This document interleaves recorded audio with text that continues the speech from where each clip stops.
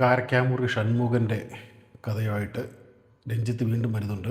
Law and order എന്ന് പറഞ്ഞ ഒരു സിനിമയായിട്ട് കാരക്കാമുറി ഷൺമുഖനകത്ത് ചെറിയ റോൾ, മമ്മൂട്ടിക്കകത്ത് ചെറിയ റോളുകളാണ്. 2-3 ദിവസത്തെ ഡേറ്റ് കൊടുത്തിട്ടുള്ളൂ എന്നാണ് കേട്ടത്. അതിൻ്റെ ട്രെയിലർ ഇറങ്ങിയിട്ടുണ്ട്. ദുരന്തം എന്ന് കാണുന്ന ഒരു ട്രെയിലറാണ് വന്നിരിക്കുന്നത്. ദുരന്തം, അയ്യോ സഹിക്കാൻ പറ്റുന്നില്ല കേട്ടോ.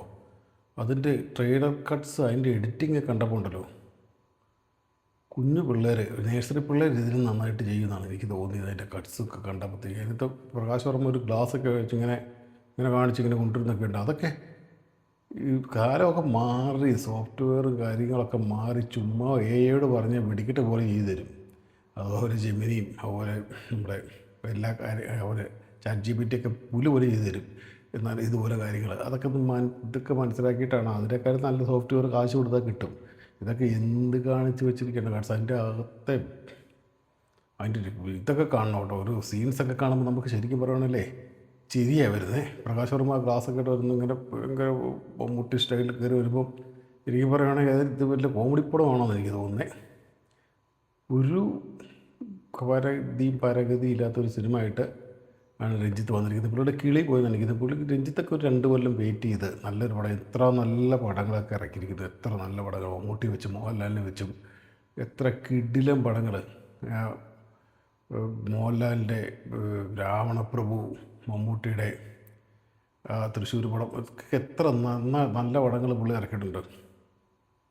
പ്രാഞ്ചിയേട്ടനൊക്കെ അതൊക്കെ നമ്മൾ കാണുമ്പോൾ ഇപ്പോഴും ആ മനുഷ്യനോട് ഒരു ആരാധനയാണ്. പക്ഷേ ഞാൻ പുള്ളിയെ വിമർശിക്കാൻ ഞാൻ ആളല്ല കേട്ടോ, ഒരാളുമില്ല.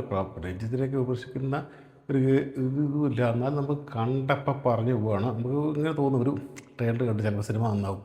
പക്ഷേ ഇതാണ് എനിക്ക് തോന്നിയത്. ട്രെയിലർ കണ്ടു, സിനിമ ഒട്ടും നന്നായി എന്നാണ് എൻ്റെ ഒരു പ്രൊഡക്ഷൻ വന്നിരിക്കുന്നത്. ഒരു പ്രതീക്ഷയില്ലാത്ത ഒരു പടമാണ് ലോ ആൻഡ് ഓർഡറിൻ്റെ.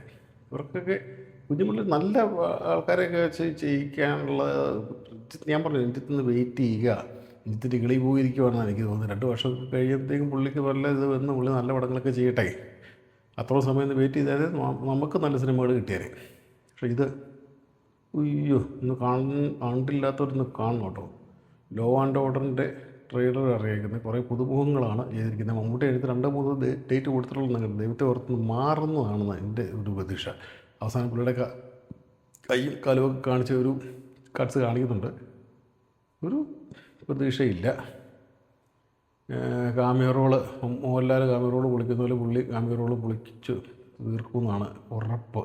അത്രയും ഇത് കണ്ടപ്പോൾ നമുക്ക് തോന്നിയത്. ഒരു പ്രതീക്ഷയില്ലാത്തൊരു ട്രെയിലർ, വരാൻ പോകുന്ന സിനിമയിൽ ഒരു പ്രതീക്ഷയില്ലാത്ത ഒരു സിനിമയായിട്ടാണ് എനിക്ക് തോന്നുന്നത് ലോ ആൻഡ് ഓർഡർ. ഓക്കെ.